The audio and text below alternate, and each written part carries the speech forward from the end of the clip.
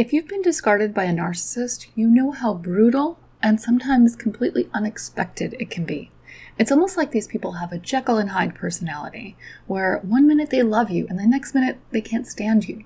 It leaves your head spinning and wondering why. In this video, I want to share 3 reasons why narcissists discard, and I want to close with some tips to help you get started on the healing journey. Let's get to it. Welcome to the Common Ego community. My name is Christina. On this channel, we talk about all things emotional abuse, and sometimes we touch on spirituality. Today, we're talking about one of the most painful parts of being in a relationship with a narcissist, and that's the discard. And one of the reasons why it's so painful is because you don't understand it. It doesn't make sense. You look back on the relationship and think of good times that you've had because there are always good times, right? If there weren't, you would have left a long time ago. And the piece of it that doesn't make sense isn't always that the relationship ended, because these are usually pretty toxic relationships, right? So even though it might be painful that it ended, that part might make sense. What doesn't make sense is how it ended. So narcissists are pretty well known for giving ridiculous reasons to end a relationship, or even ghosting, not giving any reason at all and just kind of splitting. But even if they don't do those 2 things, in the end, they end up acting like a very different person than you had come to know. So even if they had been verbally abusive before, even if you thought you saw their bad side or you saw the worst, after the discard or during the discard is when you really see that person's true colors come out. And it leaves you wondering, what did I do to deserve this behavior? What did I do to deserve this person who seems to hate me so much? When most of the time, really, the other person who's in the relationship with a narcissist really did everything they could to try to make the relationship work. So I'm here to tell you today that you didn't do anything wrong, and there's nothing you could have done better. You probably weren't perfect, none of us are, but there are reasons why narcissists discard that have absolutely nothing to do with you. So the first reason that a narcissist will discard is that you've figured them out in some way. And there are a couple of layers to this one. So in figuring them out, you may have exposed them in some way. And maybe you didn't even realize it. Maybe you were just venting to a friend and you thought you could trust this person. Maybe what you were saying you thought wasn't even really that bad. But the narcissist in your life overreacts to it. And maybe in the moment or maybe soon after, they end up discarding you. And they'll tell you it's for reasons that have very much to do with you and not with them, because they can't take responsibility for their own feelings or their own reactions. And if this happens with you, this is a time where you can expect a smear campaign. Not all narcissists do it, but it is very common. If they feel like they have to go into image control or damage control, the best way for them to do it in their mind is to throw you under the bus. So it's safe to go ahead and just expect that that's going to happen and not take it personally, because it's not about you. No matter what they say, it's not about you, it's about protecting their own image and their own false self. The second way that you can send the message that you've figured out this narcissist is that you cause a narcissistic injury. And a narcissistic injury is anything that challenges that person's false self. So anything that challenges the persona that they are untouchable and that they're amazing can cause a narcissistic injury. And I have a video on this, I will link to it. And the third way that you can send the message that you've figured out a narcissist is by getting to the point where you're ready to leave. And now narcissists are actually, they don't have very much emotional empathy, but they do have a lot of cognitive empathy, which means that they can pick up on what's going on with you very easily. So when your behavior changes and you're getting ready to leave, you're thinking about leaving, maybe you're getting your stuff together, this is when the narcissist will discard. It's kind of like in a show or a movie where the person who gets fired says, "You can't fire me, I quit." That's basically what's happening in this situation. There's something I want to say about it though, because it doesn't always happen instantly. Sometimes it will, and then it's obvious. But sometimes it's less obvious and more hurtful. And I feel like this is the narcissist who's a little bit more vindictive and maybe even a little bit smarter. They know that if they wait and make it less about them and more about you, that it will hurt more. So if a narcissist feels like you're going to leave them, or if you have told them as much, I'm done with this, I'm through, I'm leaving, and they believe you, it's actually pretty common for them in this moment to try to make things right. And I know that sounds counterintuitive, but it lulls you into a false sense of security, and it makes you feel like you were making a mistake. This was the biggest mistake of your life, thinking about leaving this person, right? Suddenly they become everything that you've always wanted. And they know everything that you've always wanted. They know that they've been treating you badly. The thing is that they feel justified for it. And in this moment, when they're acting like everything you've always wanted, they're pretending. They don't think you deserve the person that they're acting like. Unfortunately, it's purely about revenge at this point. And I have been through this myself. If you've been through it too, feel free to share in the comments. So this is kind of the long game, but again, it's the more hurtful game because they lull you back in and you feel safe and you feel secure and you feel loved, and then they pull the rug out from under you. And I know this sounds like some conspiracy theory or something if you've never been through it, but you can do a quick search online and there are many, many people who have been through it. If you leave a narcissist first, or if they think you're going to leave them first, they are very likely to get revenge. And the way that they do this is by hurting you emotionally. And so this will be the most brutal discard that you've ever experienced or could even imagine. And the reason why it's so hurtful is because, again, they make it all about you because they were perfect and they were trying so hard, right? But it just didn't work. And it's also very sudden. They could profess their love to you in the morning and be done with you in the afternoon. That's how this works. It is not a typical relationship. It is not a typical breakup. So if you've recently experienced this, the one message I want to send to you right now is to cut your losses. If you believe that you're dealing with a narcissist, do not take them back, no matter what, and do not go back, because there's too much at stake here. So like I said, there are a lot of layers to that one. But when the narcissist knows you've figured them out, that is one time they will discard. But it's not the only time. If you never figure the narcissist out, it doesn't mean they're going to stick around. So the second reason a narcissist will discard is that they no longer find you useful.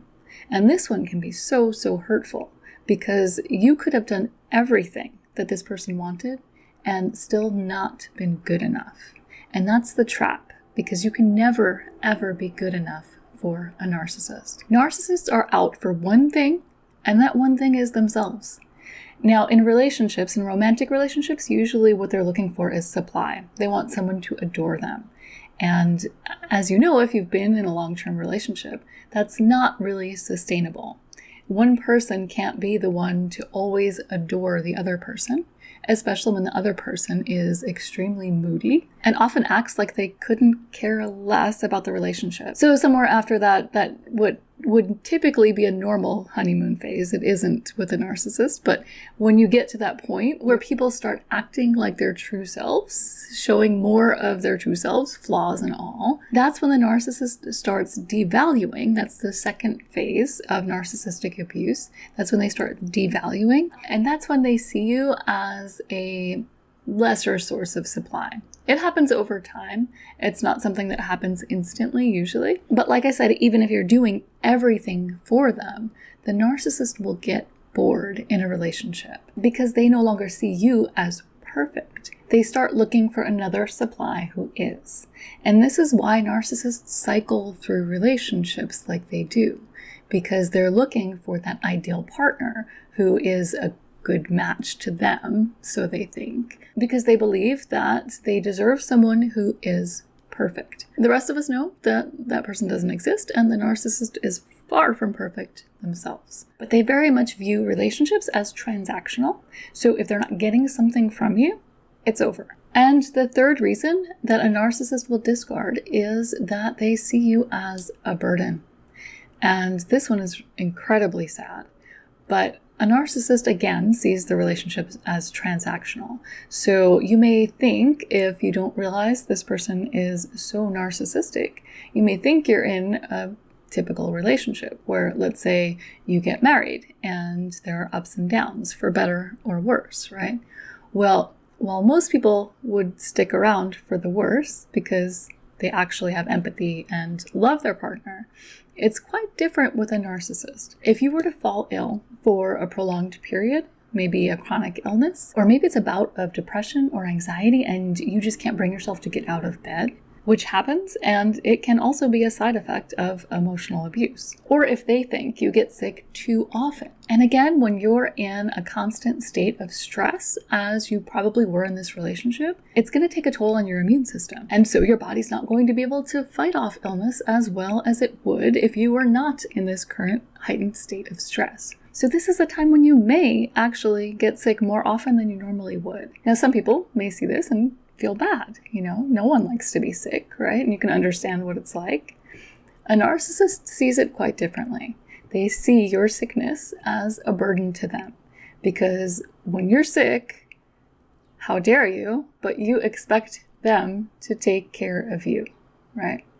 And so they have to drop whatever they're doing and, oh, because you're sick again? Really? I have a whole video on how a narcissist acts when you're sick, and I will link to that one too. If you've gone through it, I absolutely know you will relate. But it doesn't always have to do with illness or mental health. It could be that you lost your job and you're having trouble finding a new one. So the narcissist is being put in a position where they have to carry more weight. Now, instead of seeing the human side of this, that we all have ups and downs, the narcissist will see you as a burden instantly. Or it may even be something a little bit more covert.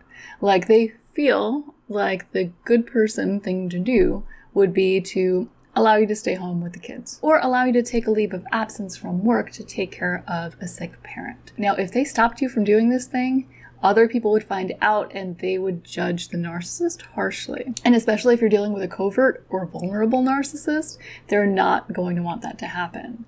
So they may begrudgingly act supportive of your choice, but at the same time be extremely resentful. So again comes in this Jekyll and Hyde personality. They're saying one thing and they're acting in a completely opposite way. So those are 3 reasons that a narcissist will discard. And first and foremost, I hope you see that none of those have anything to do with you or who you are as a person or your value in this world. If you look back at all the reasons, you'll see that the common thread here is that this is a selfish, abusive person. And that has nothing to do with you. They were this way. You can guarantee they were this way before you and they will be this way after you. So even if they're saying that this is all your fault or that they have to end things with you because you're this way or that way, I want to drive the point home that when you're with a narcissist, this doesn't have as much to do with you as you might think or as they would want you to think. So even though it feels very personal, try not to take it personally. So now I want to give you some quick tips to heal. And these are quick tips, but it doesn't mean that healing is a quick process. I just don't want to leave you today without getting you started on the right track. And I've also created a download that has a summary of everything that I talk about in this video, so you can go back to it when you're feeling hurt, and when you're feeling weak, and when you're feeling like it's your fault. I want you to go back to that download and remember that it is not you. And there are also some bonus worksheets in there that I think you're going to find helpful. Okay, so now for the quick tips to separate yourself from the narcissist and start healing. The first tip is to decide whether you can go no contact. Think of this as a time to give yourself space to heal. If you're in the place where you feel like you want to go back into this relationship and you're not ready to commit to absolute no contact, just think of it as temporary. Work on yourself, get yourself stronger, and then see how you feel. Now, if you can't go no contact, then Grey Rock is an option, and essentially that is just kind of going all business. So for whatever reason you have to talk to this person, keep it to that point. So if you have kids together, you're only talking about the kids and that's it. And you're not getting emotional about anything, and you are keeping all emotions out of it.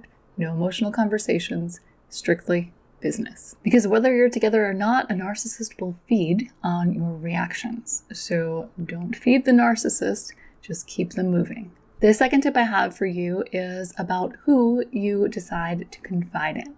Now, in a relationship with a narcissist, so many of us kind of shut down and stop talking about what's going on. And a big part of that is that you're not ready to cut ties with this person yet. and you don't want to change other people's opinions of them. So you don't want to paint them in a bad light, even if what you're doing is literally just telling the truth, telling the facts of what happened. So when you get out, especially if you've been brutally discarded, you feel like you have no choice, it's over, and you have to get the stuff off your chest. Just be careful about who you talk to and make sure that it's somebody you can trust. Try to avoid mutual friends until you know where they stand. And if you don't have anyone in your life to talk to, consider joining a support group or talking to a therapist. There's always someone you can talk to. And the third tip is to take care of yourself. Make sure you're eating right, make sure you exercise. And I know that sounds like really generic advice, but a lot of times in these relationships, we kind of stop doing those things because of stress and because these relationships are so all-consuming that you just get used to focusing on either the relationship or the other person's happiness. So be sure to be taking care of the basics for you. And that also includes basic happiness. So try to get back to doing things that make you happy. If you don't have anything that comes to mind, try different things. Just have a little fun. The goal here is to get back to that feeling of freedom, like of childlike freedom, where you are not bound to anyone and you can make your own choices and you can find some happiness in it. So those are all the tips I have for you today. And I'm going to link to another video that you might find helpful. And again, don't forget there is a free download that's available to you, and I will pop that right over here. So if you found value in this video, you can like, share, and subscribe to the channel. All these things help this video reach more people. Until next time, take care of yourself.